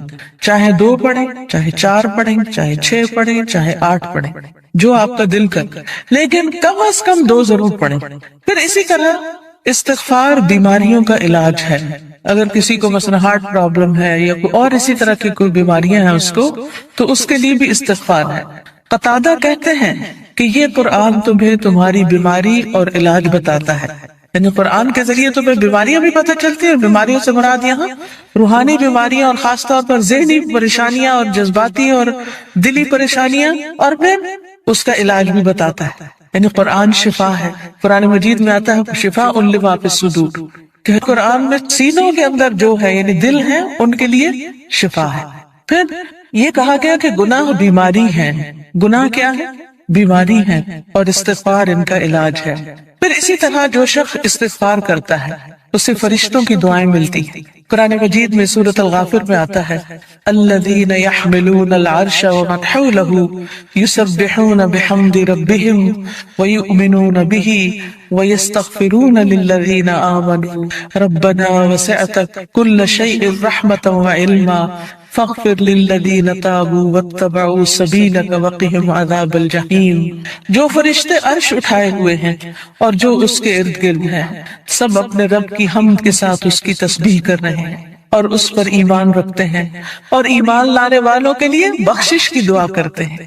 سبحان اللہ، یعنی کتنی بڑی سعادت ہے. ایمان لانا کتنی بڑی اللہ کی رحمت ہے ہم پر کہ ہم اس پر ایمان رکھتے ہیں اور آخرت پر ایمان رکھتے ہیں اور عقیدہ درست ہے. کیونکہ ایسے لوگوں کے لیے فرشتے بھی ان کے دوست ہوتے ہیں اور ان کی مدد بھی کرتے ہیں اور ان کے لیے دعائیں بھی کرتے ہیں. جیسے ایک اور جگہ پر آتا ہے ان الذین قالوا ربنا اللہ ثم استقاموا تتنزل علیہم الملائکۃ الا تخافوا ولا تحزنوا وابشروا بالجنة التي كنتم توعدون نحن اولیاؤکم فی الحیاة الدنیا وفی الآخرة ولکم فیہا ما تشتہی انفسکم ولکم فیہا ما تدعون نزلا من غفور رحیم. کہ بے شک وہ لوگ جنہوں نے کہا کہ اللہ ہمارا رب ہے، اللہ ہی کو رب مانا، اللہ ہی کو خالق مالک رازق مانا، ثم استقاموا، پھر اسی پہ جم گئے، ادھر ادھر نہیں دیکھا، کسی اور فقیر کے پاس نہیں گئے، کسی اور مزار پہ نہیں گئے، بلکہ کیا کیا؟ صرف اللہ کو اپنا رب مان کر اسی سے دعائیں کی. ان الذین قالوا ربنا اللہ ثم استقاموا، تو کیا ہوتا ہے؟ تتنزل علیہم الملائکہ، ان پر فرشتے اترتے. اللہ تخافوا ولا تحزنوا، نہ تم خوف کرو نہ تم غم کرو. وَأَبْشِرُوا بِالْجَنَّةِ الَّتِي كُنْتُمْ تُوعَدُونَ، اس جنت کی خوشخبری پاؤ جس کا تم وعدہ دیے جاتے ہو. نَحْنُ أَوْلِيَاؤُكُمْ فِي الْحَيَاةِ الدُّنْيَا، ہم دنیا کی زندگی میں بھی تمہارے دوست ہیں، تمہارے مددگار ہیں، دنیا میں بھی، وَفِي الْآخِرَةِ، اور آخرت میں بھی. وَلَكُمْ فِيهَا مَا تَشْتَهِي أَنفُسُكُمْ، اور تمہیں وہاں وہ ملے گا جو تمہارے دل چاہیں گے، نفس خواہش کریں گے. وَلَكُمْ فِيهَا مَا تَدَّعُونَ، اور وہاں تمہیں وہ ملے گا جو تم طلب کرو، جو بھی مانگو گے مل جائے گا. نزلا من غفور الرحیم، یہ مہمانی ہے اس رب کی طرف سے جو غفور الرحیم ہے. تو اس لیے جو شخص ایمان لا کے اللہ کو اپنا رب مان لیتا ہے اسی کی طرف رجوع کرتا ہے، اسی سے مدد مانگتا ہے، تو اللہ سبحانہ وتعالیٰ اس کو مدد دیتے ہیں اور فرشتوں کے ذریعے بھی اس کی مدد کرتے ہیں۔ اور ایسے فرشتے جو اللہ کا عرش عظیم اٹھائے ہوئے ہیں وہ ان کے لیے دعائیں کرتے ہیں۔ اب دیکھیے کہ ہم سب کہتے ہیں، ایک دوسرے سے کہہ رہے تھے میں بہت پریشان ہوں، پلیز میرے لیے دعا کرو، اس کو کہتے ہیں دعا کرو، اس کو کہتے ہیں دعا کرو۔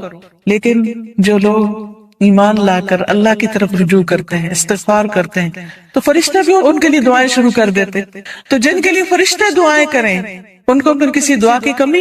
پھر آپ دیکھیں ایک اور کام، بلکہ آپ ہی سے پوچھوں گی کون سا ہے وہ کام جس کی وجہ سے فرشتے کیا زمین کی ساری مخلوق دعائیں کرتی ہے، مچھلیاں بھی سمندر میں اور چیونٹیاں بھی زمین میں۔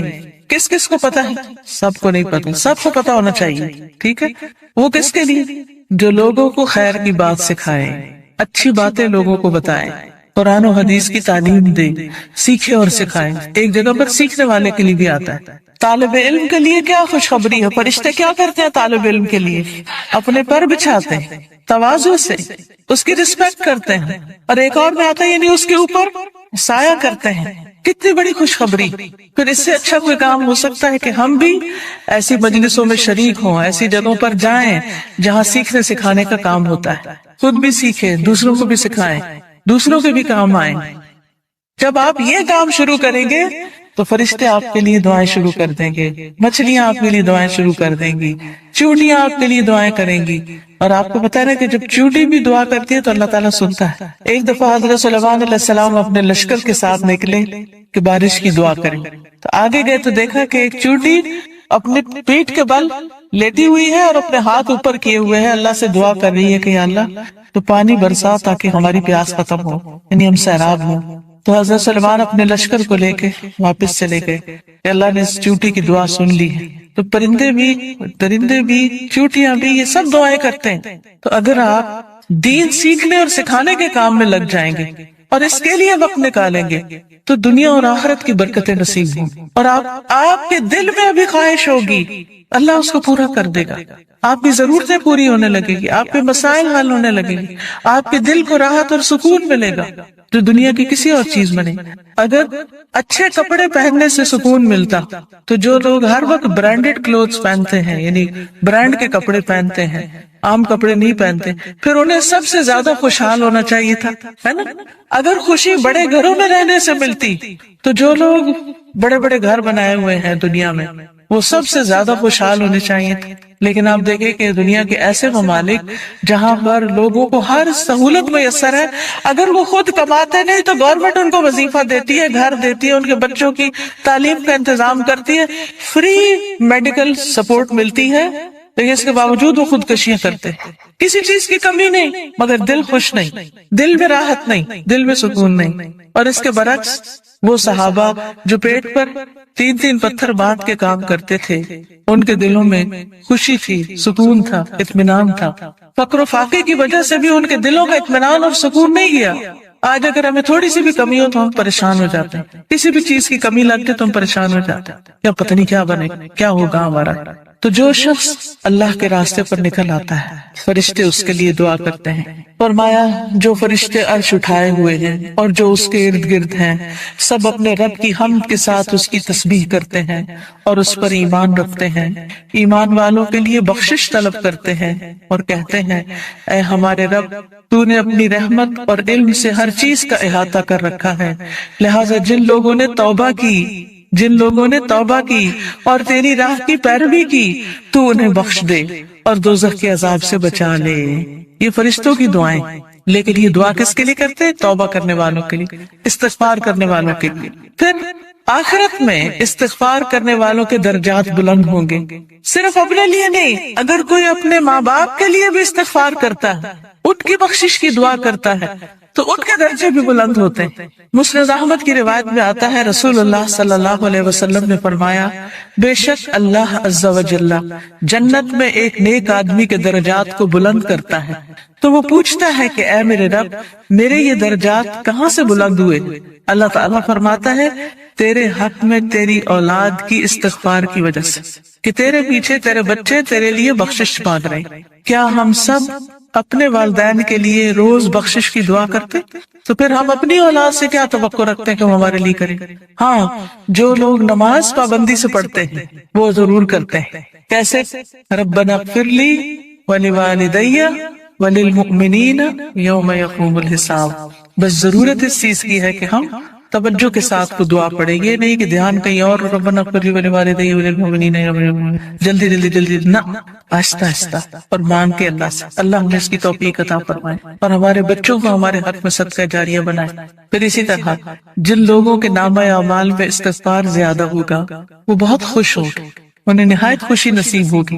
نبی صلی اللہ علیہ وسلم نے فرمایا جو شخص یہ بات پسند کرتا ہے کہ اس کا نامہ اعمال اسے خوش کر دے، یعنی وہ اپنی کتاب دیکھے اور خوش ہو جائے، تو اسے چاہیے کہ وہ کثرت سے استغفار کیا کرے، کیونکہ اس سے کیا ہوگا، ساری وہ چیزیں مٹ جائیں گی جو اس کے لیے پریشانی کا باعث ہوں گی. مثلا آپ کچھ لکھتے ہیں اور لکھنے میں غلطی ہو جاتی ہے، پھر آپ کیا کرتے ہیں، اس اریز کرتے ہیں.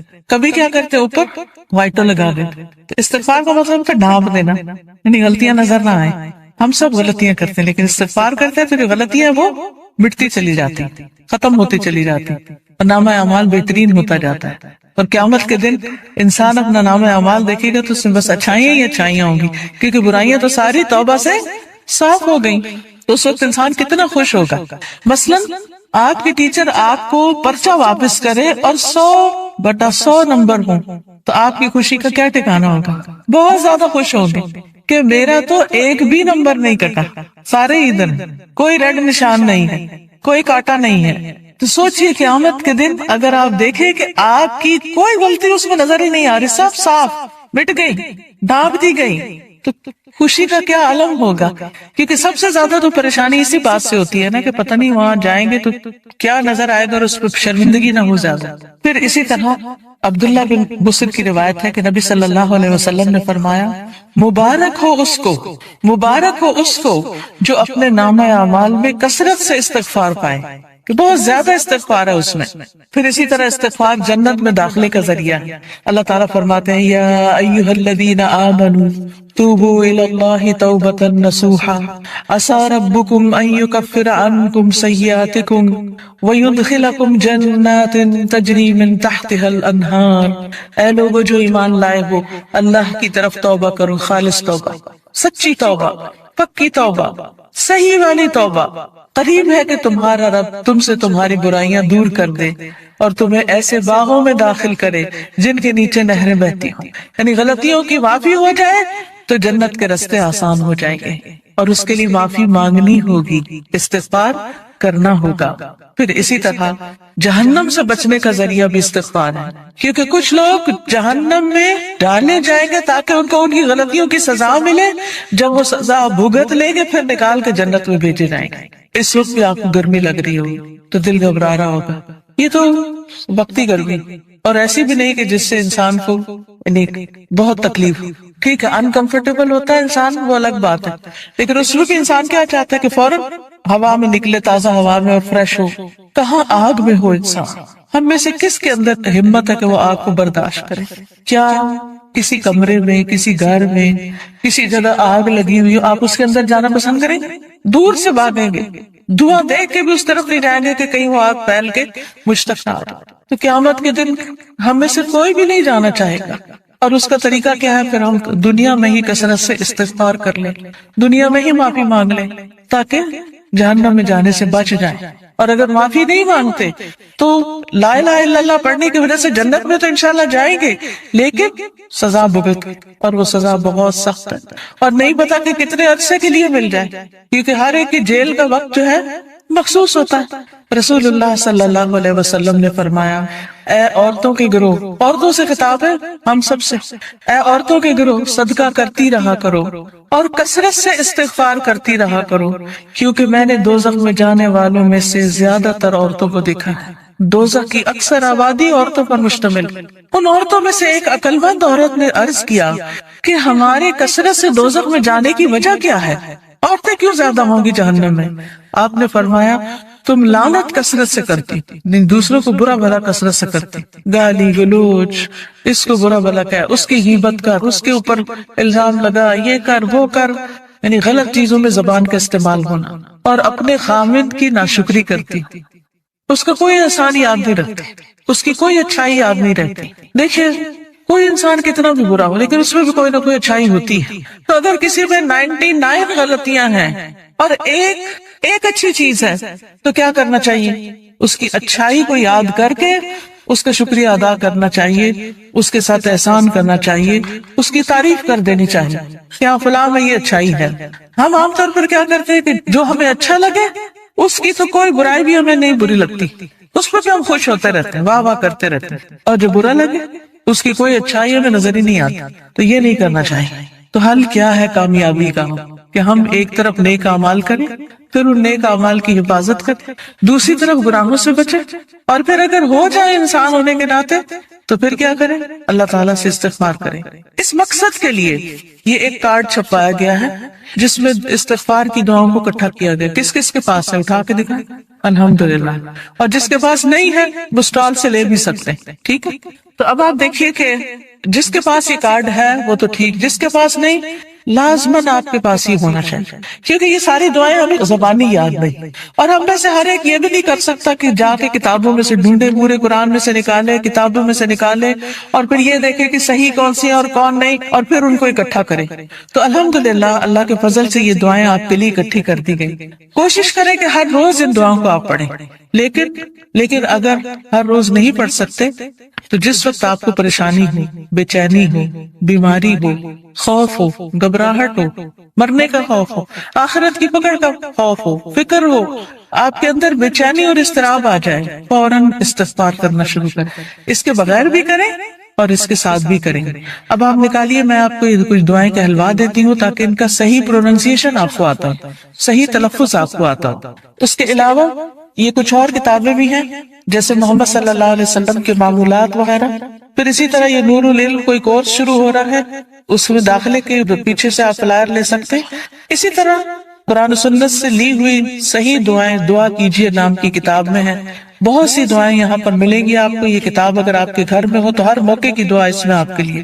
اسی طرح ذکر کے بارے میں کارڈ ہے، جادو کے بارے میں بہت سے لوگوں کے ذہن میں سوال ہوتے ہیں، پریشان رہتے ہیں، تو جادو کی حقیقت پر اور پھر اس کا علاج کیا ہے اس پر یہ کتاب ہے۔ پھر اچھا اخلاق انسان کے نامہ اعمال میں بہت بھاری نیکی ہوگی، تو اس پر یہ کہ اچھا اخلاق ہے کیا کیا کرنا ہوتا ہے، احادیث پر مشتمل یہ کتاب ہے۔ پھر اسی طرح صدقہ و خیرات جو ہے وہ بلاؤں کو ٹالتا ہے، بلا آنے سے بھی روکتا ہے، اور جب آ جائے تو اس کو بھی دور کرنے کا ذریعہ بنتا ہے۔ جیسے ایک حدیث میں آتا ہے پاکیزہ چیزوں میں سے، صاف، پاک، حلال، طیب، طیب میں دونوں آتے ہیں، پاکیزہ اور لذت بخش، اور حلال، وعملوا صالحا، اور اچھے کام کرو، نیک عمل کرو۔ لازم و ملزوم ہیں یہ دونوں چیزیں۔ جب تک کھانا پاک نہیں ہوگا، کھانا صاف نہیں ہوگا، حلال نہیں ہوگا، عبادت نہیں ہو سکے گی۔ کھانے اور عبادت کا چولی دامن کا ساتھ ہے، چولی دامن کا۔ حرام رزق کھانے کے بعد دل کا نور چلا جاتا ہے، عبادت کی لذت ختم ہو جاتی، عبادت سے دل گھبرانے لگتا ہے۔ عموماً جب کوئی آ کے یہ کہتا نا نماز پڑھنے کو دل نہیں چاہتا، نماز میں دل نہیں لگتا، تو مجھ سے کہتی ہیں رزق کو دیکھو، رزق کی طرف نظر ڈالو، کوئی لقمہ حرام تو نہیں جا رہا کہیں سے۔ لقمہ حرام عبادت کی محبت اور لذت چھین لیتا ہے، دل نہیں چاہتا انسان کا پھر عبادت کی طرف آنے، اللہ کی طرف آنے، پھر مصیبت کے مارے بندھے انسان کام کرتا ہے۔ لقمہ حلال کر لو، عبادت کو دل چاہے گا۔ دوسری بات، پاک اور صاف غذا کھاؤ۔ جب آپ گندی غذا کھائیں گے سٹمک اپسٹ ہوگا، نماز چلی جائے گی، نماز کا وقت ٹوائلٹ میں گزر جائے گا۔ ہے تو بڑی گندی بات جو میں کر رہی ہوں، لیکن حقیقت ہے، اس لیے کر رہی ہوں کہ اپنے آپ پہ کنٹرول رکھیں، گندی مندی فالتو فضول چیزیں مت کھائیں کہ پیٹ سارا وقت خرابی رہے۔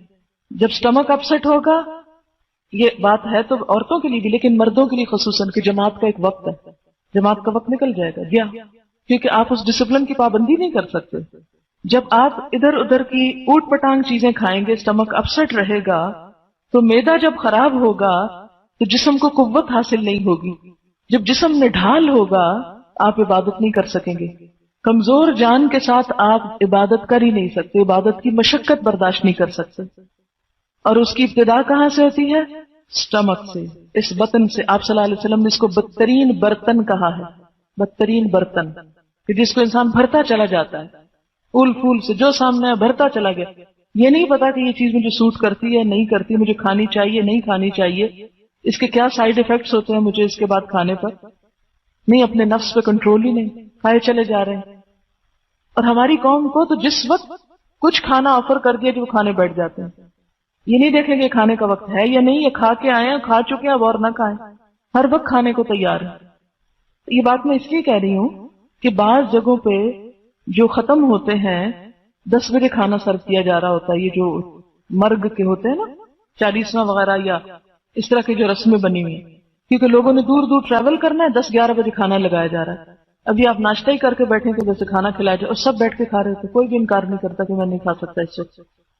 تو ہماری جو غذائی عادتوں کی خرابی ہے یہ ہماری عبادت پر اثر انداز ہوتی ہے.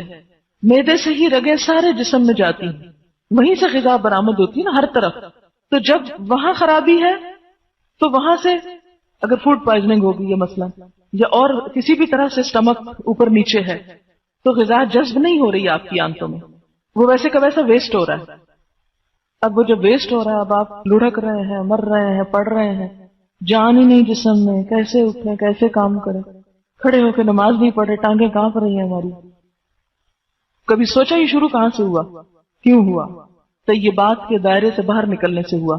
عموماً لوگ گھر کے باہر کھانا زیادہ پسند کرتے ہیں، اور زیادہ تر جو فوڈ پوائزننگ وغیرہ ہوتی ہے وہ گھر سے باہر کے کھانے پہ ہی ہوتی.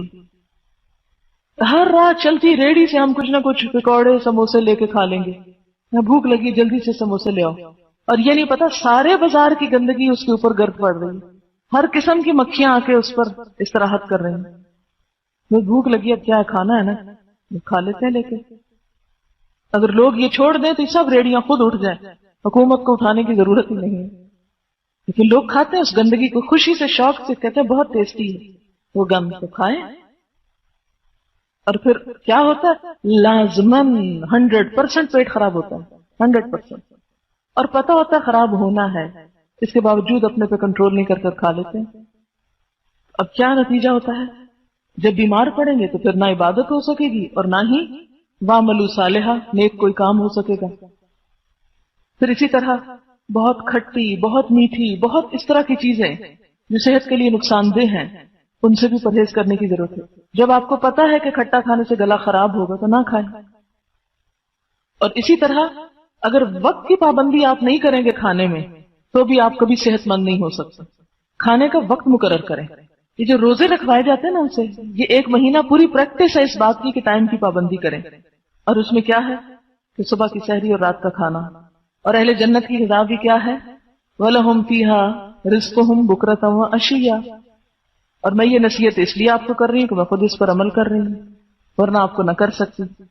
لیکن تھوڑی سی ٹپ یہ بتا دیتی ہوں کہ جب کھانے لگے تو صرف اس وقت کھائیں جب بھوک لگی ہو، اور چھوڑ دیں ابھی بھوک باقی ہے، چھوڑ دیں، روک لیں ہاتھ، تھوڑی دیر تکلیف ہوگی پھر نارمل ہو جائیں گے. اگر اس نسخے پہ عمل کریں کبھی اسٹمک اپسیٹ نہیں ہوگا. اگر باہر سے فاسٹ فوڈ کھانا چھوڑ دیں اسٹمک اپسیٹ نہیں ہوگا. اسٹمک اپسیٹ نہیں ہوگا تو آپ قوت میں رہیں گے، قوت میں رہیں گے تو ہر نماز وقت پہ پڑھیں گے. اور پھر آپ کراؤڈ میں بھی ہو تو دیر تک وضو برقرار رہتا ہے، ضرورت نہیں پڑتی وضو کرنے کی بار بار. اور ان نیچرلی وضو آپ نہیں کنٹرول کر رہے ہوتے، ایک روٹین بن جاتی ہے آپ کی. کیونکہ بعض لوگ کہتے ہیں نا کہ وضو برقرار نہیں رہتا، ہمیں ایسی تکلیف ہے. ٹھیک ہے، بعض لیکوریا وغیرہ وہ کچھ اور بیماریاں خواتین کی ایسی ہو سکتی ہیں، کچھ اور ہارمونل چینج یا فوڈ کی وجہ سے.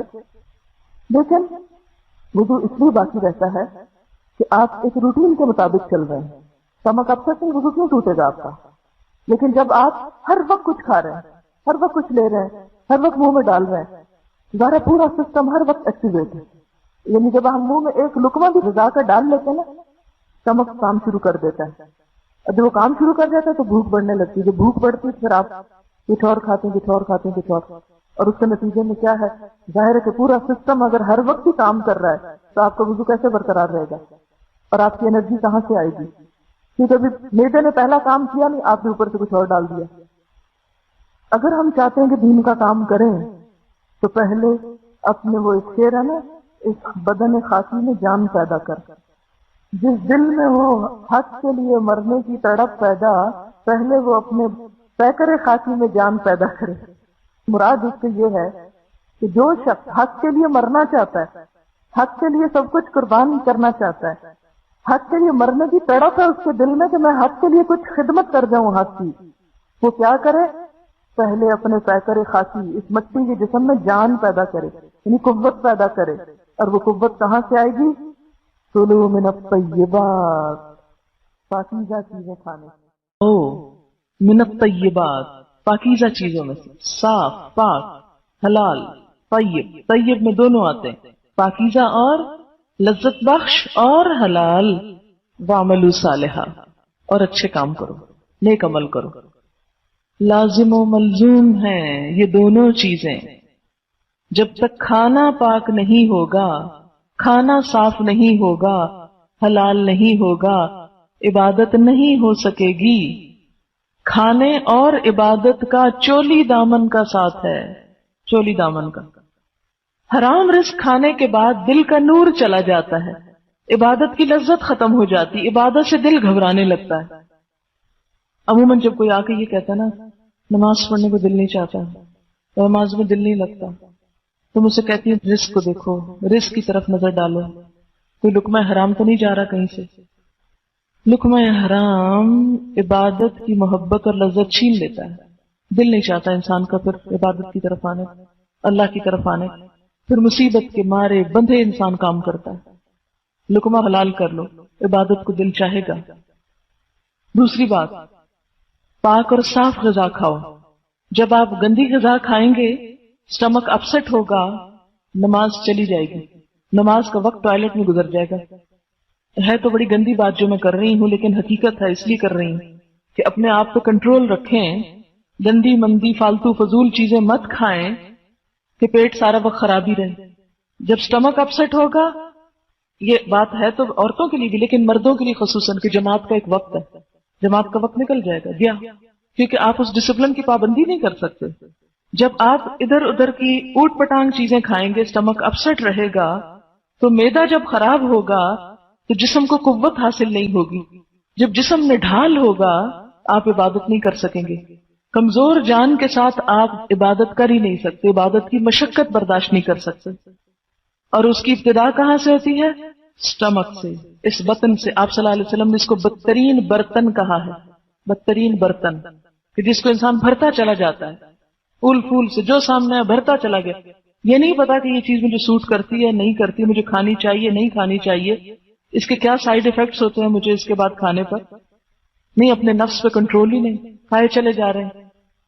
اور ہماری قوم کو تو جس وقت کچھ کھانا آفر کر دیا جو وہ کھانے بیٹھ جاتے ہیں، یہ نہیں دیکھیں گے کھانے کا وقت ہے یا نہیں، یہ کھا کے آئے ہیں، کھا چکے ہیں اب اور نہ کھائیں، ہر وقت کھانے کو تیار ہے۔ یہ بات میں اس لیے کہہ رہی ہوں کہ بعض جگہوں پہ جو ختم ہوتے ہیں 10 بجے کھانا سرو کیا جا رہا ہوتا ہے، یہ جو مرگ کے ہوتے ہیں نا 40واں وغیرہ یا اس طرح کی جو رسمیں بنی ہوئی ہیں، کیونکہ لوگوں نے دور دور ٹریول کرنا ہے، 10-11 بجے کھانا لگایا جا رہا ہے۔ ابھی آپ ناشتہ ہی کر کے بیٹھے کہ جیسے کھانا کھلایا جائے، اور سب بیٹھ کے کھا رہے تھے، کوئی بھی انکار نہیں کرتا کہ میں نہیں کھا سکتا اس وقت۔ تو ہماری جو غذائی عادتوں کی خرابی ہے یہ ہماری عبادت پر اثر انداز ہوتی ہے۔ معدے سے ہی رگیں سارے جسم میں جاتی ہیں، وہیں سے غذا برآمد ہوتی ہے نا ہر طرف، تو جب وہاں خرابی ہے تو وہاں سے اگر فوڈ پوائزننگ ہوگی یہ مسئلہ، یا اور کسی بھی طرح سے سٹمک اوپر نیچے ہے تو غذا جذب نہیں ہو رہی آپ کی آنتوں میں، وہ ویسے کا ویسا ویسٹ ہو رہا ہے۔ اب وہ جب ویسٹ ہو رہا ہے، اب آپ لڑک رہے ہیں، مر رہے ہیں، پڑ رہے ہیں، جان ہی نہیں جسم میں، کیسے اٹھے کیسے کام کرے، کھڑے ہو کے نماز نہیں پڑھے، ٹانگیں کانپ رہی ہیں ہماری۔ کبھی سوچا یہ شروع کہاں سے ہوا، کیوں ہوا؟ طیبات کے دائرے سے باہر نکلنے سے ہوا۔ عموماً لوگ گھر کے باہر کھانا زیادہ پسند کرتے ہیں، اور زیادہ تر جو فوڈ پوائزننگ وغیرہ ہوتی ہے گھر سے باہر کے کھانے پہ ہی ہوتی ہے۔ ہر رات چلتی ریڑھی سے ہم کچھ نہ کچھ پکوڑے سموسے لے کے کھا لیں گے، بھوک لگی جلدی سے سموسے لے آؤ، اور یہ نہیں پتا سارے بازار کی گندگی اس کے اوپر گرد پڑ رہی، ہر قسم کی مکھیاں آ کے اس پر استراحت کر رہی ہیں۔ وہ بھوک لگی اب کیا کھانا ہے نا، کھا لیتے ہیں، لیکن اگر لوگ یہ چھوڑ دیں تو سب ریڑیاں خود اٹھ جائیں، حکومت کو اٹھانے کی ضرورت ہی نہیں ہے۔ لیکن لوگ کھاتے ہیں اس گندگی کو خوشی سے، شوق سے، کہتے ہیں بہت ٹیسٹی ہے، وہ گند تو کھائیں.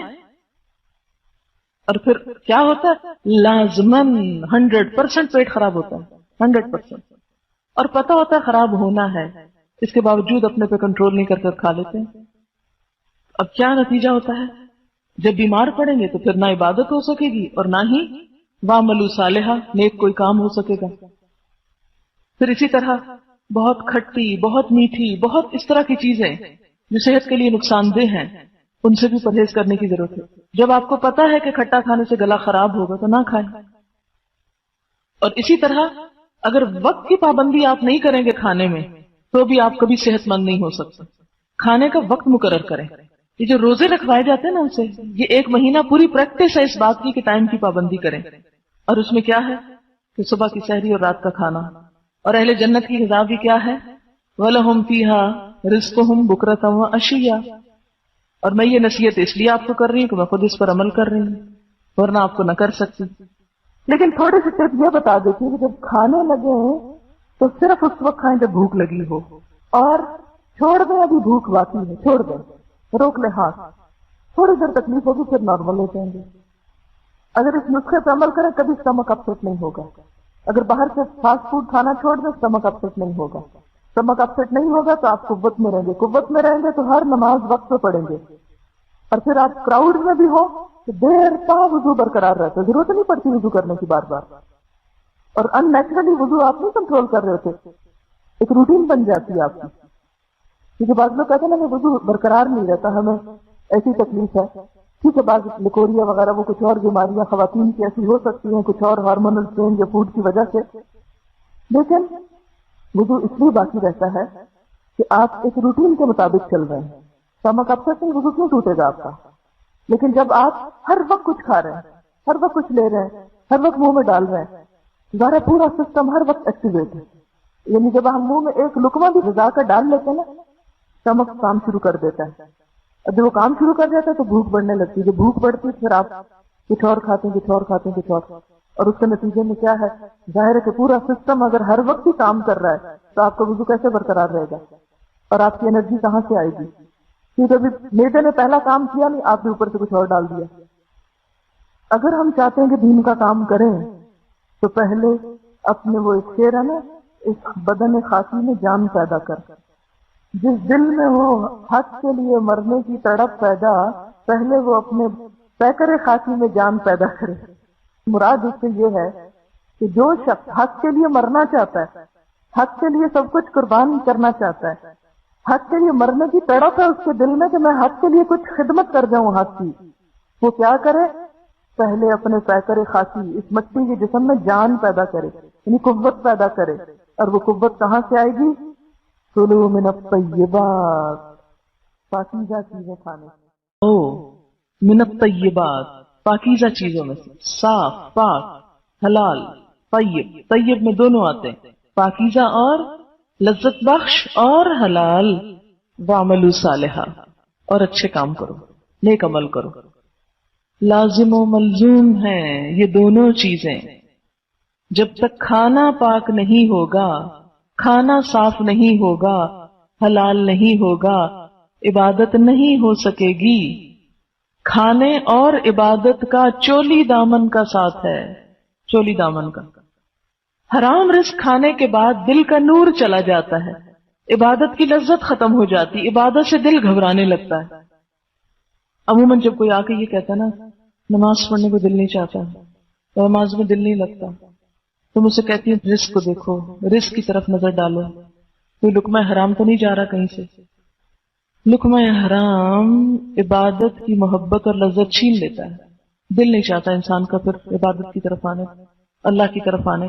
پھر مصیبت کے مارے بندھے انسان کام کرتا ہے. لقمہ حلال کر لو، عبادت کو دل چاہے گا. دوسری بات، پاک اور صاف غذا کھاؤ. جب آپ گندی غذا کھائیں گے اسٹمک اپسیٹ ہوگا، نماز چلی جائے گی، نماز کا وقت ٹوائلٹ میں گزر جائے گا. ہے تو بڑی گندی بات جو میں کر رہی ہوں، لیکن حقیقت ہے، اس لیے کر رہی ہوں کہ اپنے آپ پہ کنٹرول رکھیں. گندی مندی فالتو فضول چیزیں مت کھائیں کہ پیٹ سارا وقت خراب ہی رہے. جب اسٹمک اپسیٹ ہوگا یہ بات ہے تو عورتوں کے لیے بھی، لیکن مردوں کے لیے خصوصاً کہ جماعت کا ایک وقت ہے، جماعت کا وقت نکل جائے گا گیا، کیونکہ آپ اس ڈسپلن کی پابندی نہیں کر سکتے.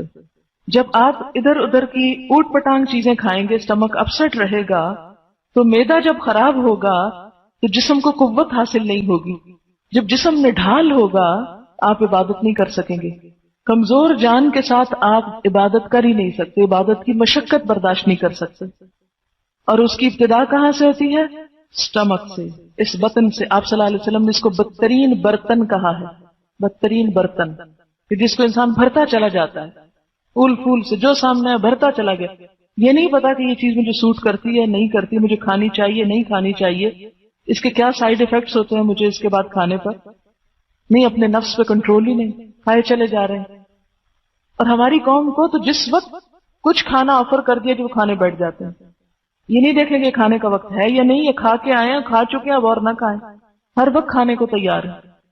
یہ بات میں اس لیے کہہ رہی ہوں کہ بعض جگہوں پہ جو ختم ہوتے ہیں 10 بجے کھانا سرو کیا جا رہا ہوتا ہے، یہ جو مرگ